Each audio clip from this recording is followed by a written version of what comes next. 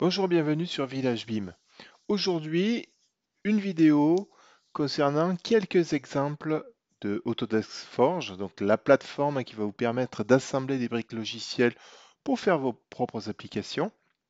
Et donc en l'occurrence, le site Autodesk Forge vous propose quelques exemples pour vous donner des idées. Nous allons commencer par un premier exemple, par exemple la gestion de caméras.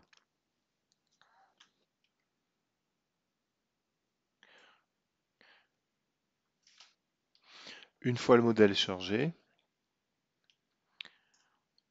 on peut voir ici que une démo a été déjà préparée pour nous et nous allons la jouer. Comme vous voyez ici, l'utilisateur a déclaré différentes clés de positionnement et ensuite on va venir jouer les clés de positionnement à la suite en faisant des travelling entre ces différentes clés. Donc si je reviens au début ici, voilà, je vais venir créer mon propre scénario. On va l'appeler Village BIM par exemple. Une fois cela réalisé, je vais venir créer une première clé. Puis si je rentre ici dans cette pièce, je vais venir gérer une deuxième clé. Passe en mode première personne. Je vais pouvoir, en utilisant les touches de mon clavier, me positionner à des endroits pour positionner de nouvelles clés.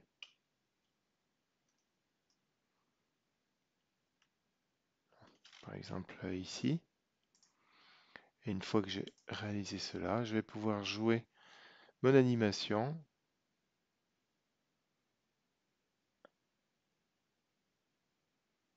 Voilà, donc bien sûr, plus vous aurez de clés, plus le mouvement sera fluide.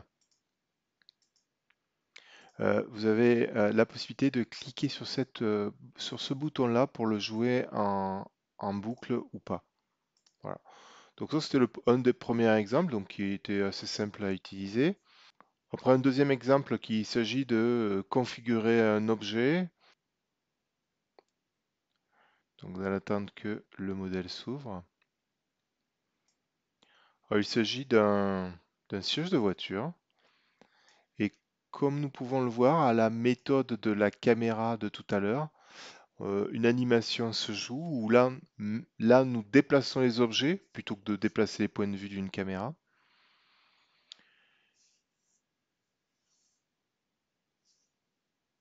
Donc cela va vous permettre par exemple d'expliquer comment va se réaliser le montage ou le démontage d'un objet.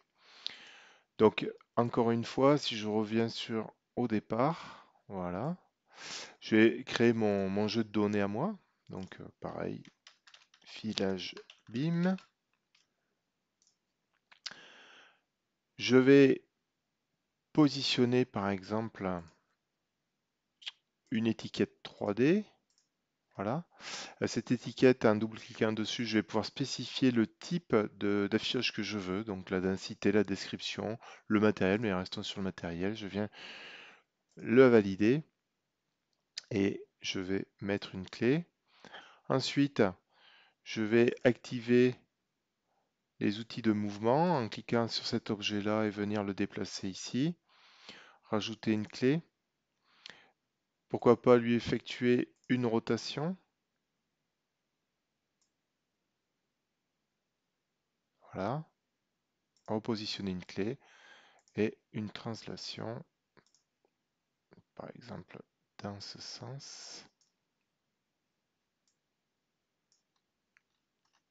Et repositionner une autre clé. Et une fois que j'ai fait ça, je vais pouvoir jouer le script.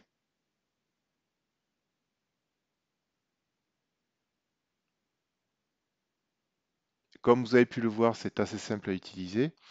Je vais montrer une autre application de Forge, comme la gestion d'IoT, donc d'Internet des objets. Donc imaginons que sur un site, vous avez des objets connectés qui vont renvoyer des informations à votre maquette 3D. Et notamment, ces informations sont répertoriées ici. Alors, ça peut être des incidents, ça peut être des erreurs, des pannes. Et donc ici, vous avez les différents résultats que vous affichent les objets connectés positionnés sur ces objets, sur ces éléments-là. Donc on voit la température, l'accélération et la valeur de la lumière. Et donc en cliquant d'un objet, d'un rapport à un autre, on a directement un zoom sur l'objet en question qui nous permet d'identifier les problèmes éventuels.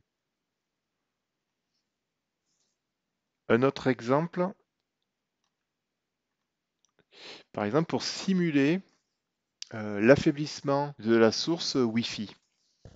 Donc, vous avez on va dire un logement modélisé en 3D et je vais pouvoir positionner une source, par exemple la position de mon Wi-Fi, et je peux voir avec une cartographie de couleurs quel est l'affaiblissement maximum et à quel endroit. Alors vous pouvez jouer sur le nombre de la grille. Et donc plus la grille sera dense, plus les résultats seront précis. Vous allez pouvoir jouer sur l'atténuation de l'air. Et donc, comme vous pouvez vous apercevoir, plus l'atténuation est importante de l'air, plus je vais avoir des zones rouges, donc beaucoup d'affaiblissement. Et pareil pour les murs. C'est un petit peu moins visible, mais on voit que la cartographie de couleur va changer. Bien sûr, le signal, je vais pouvoir le déplacer. Et à n'importe quel moment, je vais pouvoir décider où je vais positionner ma source Wi-Fi pour avoir l'affaiblissement le plus faible à n'importe quel endroit. Il y a aussi le mode dynamique et qui va vous permettre, sans cliquer un endroit, de voir l'affaiblissement en direct. Donc encore une idée d'application que vous pourriez développer sur Forge. Un autre exemple de simulation d'effets physiques sur des objets. Donc là, sur cet exemple-là, vous avez la possibilité de travailler sur un mur composé de cubes ou une table. Donc je vais utiliser la table. Une fois que la table sera chargée, vous allez pouvoir lancer le test. Et ici, vous voyez, c'est le lancement de deux cubes contre des cubes représentés à la table qui va euh, faire une simulation physique de cet impact et vous donnera le résultat final. Alors vous allez pouvoir jouer sur la gravité des cubes, ce qui permettra d'avoir des résultats différents suivant les paramètres que vous avez spécifiés. Par exemple, je vais rajouter beaucoup plus de gravité. Et à chaque fois, vous avez des résultats différents. Et cela provient de l'ajout dans votre programme Forge à certains, disons, plugins qui vont rajouter une fonctionnalité supplémentaire, et notamment là, dans l'effet physique que vous pourriez générer. Et là, vous voyez, je joue sur la vitesse d'impact des cubes qui vont jouer aussi sur la simulation. Autre exemple, un générateur de particules. Vous avez un générateur de particules et deux attracteurs. Donc, vous pouvez générer le nombre de particules que vous voulez obtenir. Et lorsque vous cliquez sur un attracteur, en le déplaçant, vous allez voir, suivant la force que vous lui attribuez, plus ou moins forte, vous aurez des effets plus ou moins variables en fonction de la position et de la force de ces attracteurs, qu'ils soient positives ou négatives.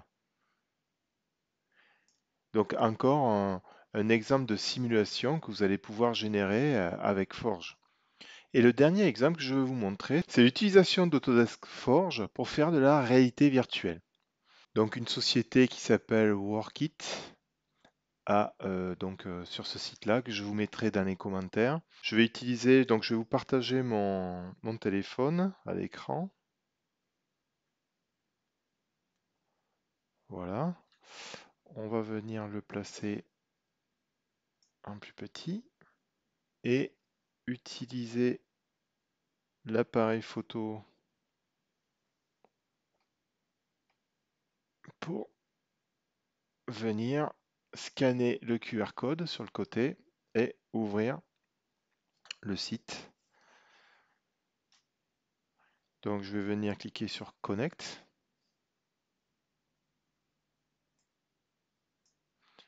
Et puisqu'on est en période de Toussaint, je vais venir cliquer sur Pumpkins.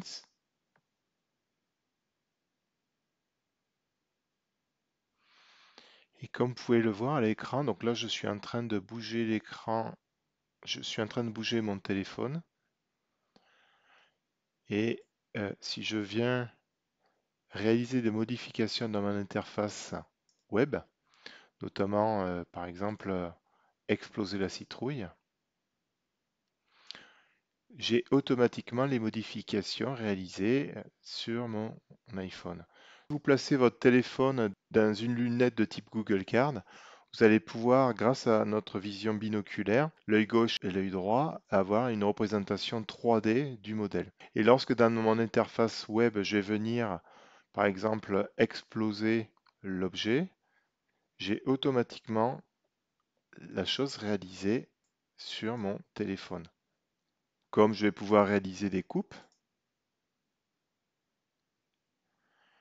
et vous voyez, donc sur mon téléphone, les modifications se réalisent avec un certain temps de latence, mais qui dépend bien sûr de ma connexion. Et je peux bien sûr, tout en bougeant mon iPhone, regarder à l'intérieur,